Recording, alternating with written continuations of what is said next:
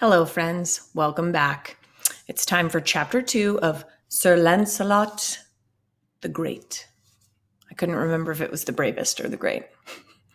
All right, friends. Chapter 2, The Fastest Knight in England. In no time at all, the storytellers say, Sir Lancelot became the most famous of all King Arthur's knights in shining armor.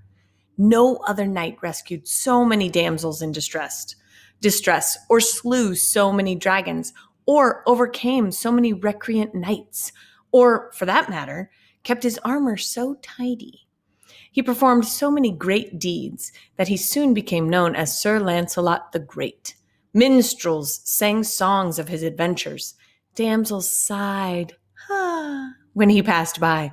Boys playing knights all wanted to be Sir Lancelot, and young knights dreamed of one day defeating Sir Lancelot, because whoever did that, they thought, would take his place as the greatest knight in England. That last part soon got to be a problem. Everywhere Sir Lancelot went, knights were waiting to challenge him, all hoping to win fame and glory with one battle. Sir Lancelot defeated them all, but fighting every knight he met grew rather tiresome. So, when he rode out on a quest, he chose lonely paths.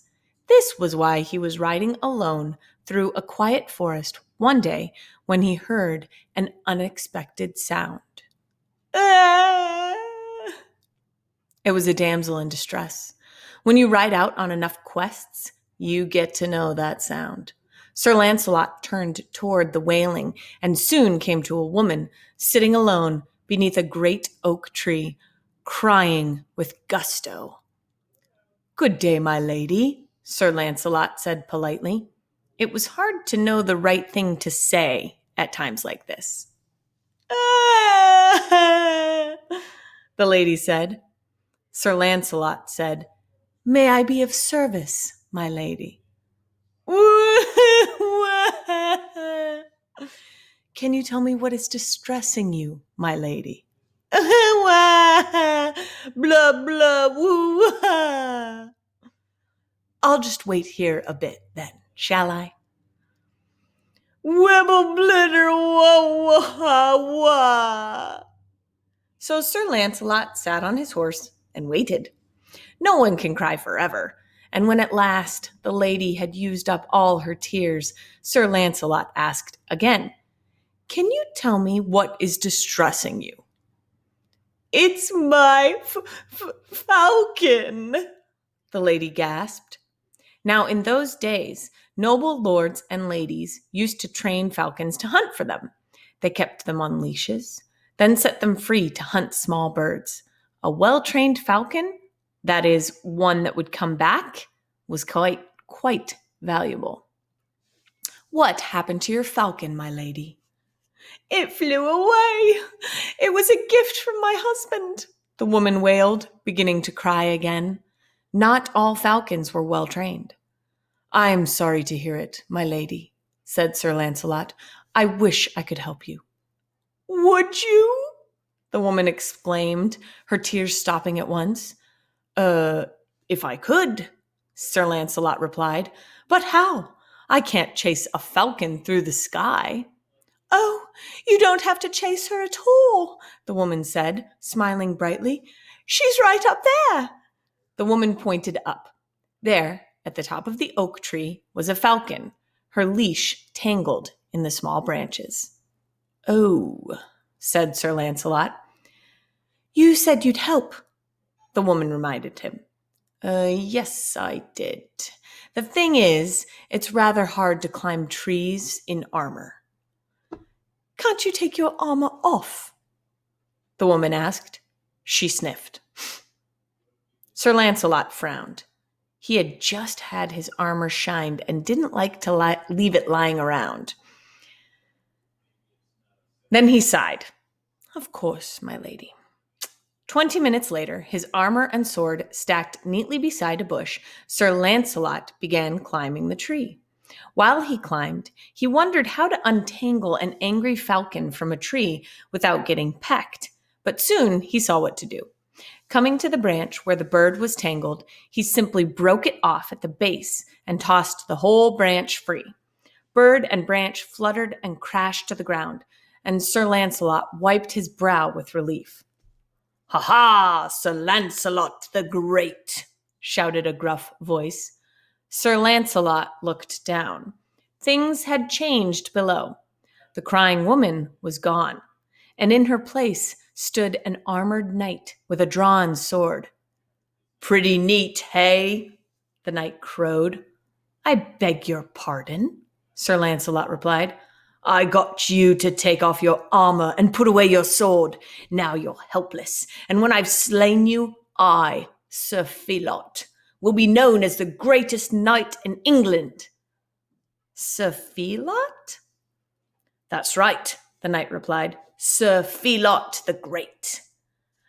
"Pleased to meet you," Sir Lancelot murmured. "So all this business with the falcon was a trick?" "That's right," Sir Felot said. "Clever, hey?" And here's a picture of the falcon falling down.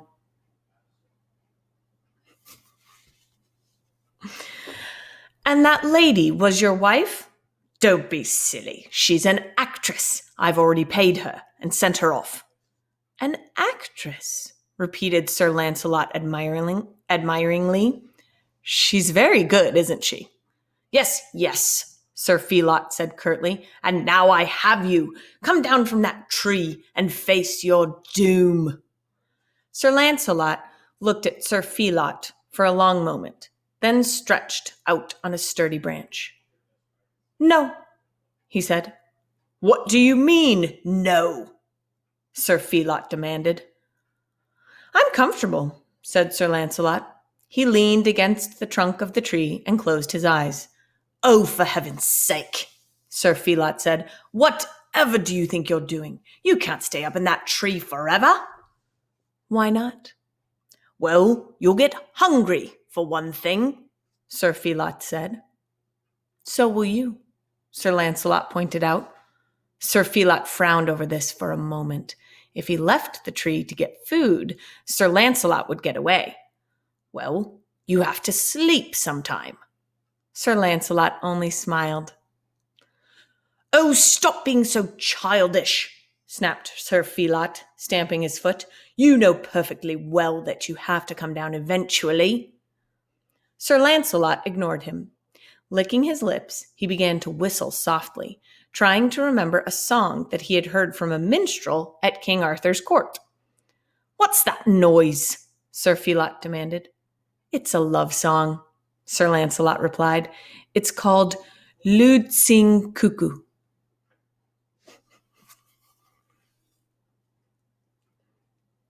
This doesn't really want to focus, but you get the idea. "What? Sing cuckoo?" "Lewd," Sir Lancelot said. "I think it means loud." "Why not say so then?" Sir Lancelot sniffed. "You obviously don't understand art. Actually, this is quite a lucky chance for me. Back at court, when I sing, people always remember that they have somewhere else to be. Sir Gawain says that I'm tone deaf, but he's Scottish and listens to bagpipes, so how would he know?" With that, Sir Lancelot burst into enthusiastic song. "Summer is a-comin' in, lud sing cuckoo." Sir Felot removed his helmet and covered his ears, so Sir Lancelot sang it again, louder this time. He sang for more than an hour, until his voice grew tired. He didn't know any other songs. In fact, he only knew those 2 lines of this one, but he didn't mind singing the same lines over and over. Sir Felot stuffed wadded-up leaves in his ears and covered his head with his arms, but he was still making whimpering noises by the time Sir Lancelot's voice grew weary. No one can sing forever, though, and at last Sir Lancelot stopped. Sir Felot carefully removed his earplugs and peeked up the tree. "Are you done?" he asked. Sir Lancelot didn't reply. He was looking at a cluster of acorns, not far from his head. Picking one acorn, he held it out over Sir Felot and let it drop. Plink! went the acorn off Sir Felot's armor. "Stop that," Sir Felot said. Plink, plink, fonk. "That one sounded different," Sir Lancelot said. "What did it hit?" Sir Felot put his helmet back on. Plink. "Will you kindly cut that out?" shouted Sir Felot. He began jumping up and down and waving his arms and growling fiercely. He scuffed the dirt with his feet, then kicked the base of the tree very hard. Then he said a great many colorful words and sat down, holding his foot with one hand and screaming with frustration. Sir Lancelot stopped throwing acorns and watched Sir Felot's tantrum with interest. Sir Felot cursed and roared and threatened and screamed for a very long time, but at last he grew hoarse and lapsed into panting silence. Plink. Sir Lancelot thought he heard a sobbing noise from inside Sir Felot's helmet, but then Sir Felot leaped to his feet. "No, I won't give up. I will defeat Sir Lancelot and become the greatest knight in England." Plink. "You're just making it worse for yourself, you know. You're making me angry." Plinkety, plink, plink, plinkety, plink, plink, plink.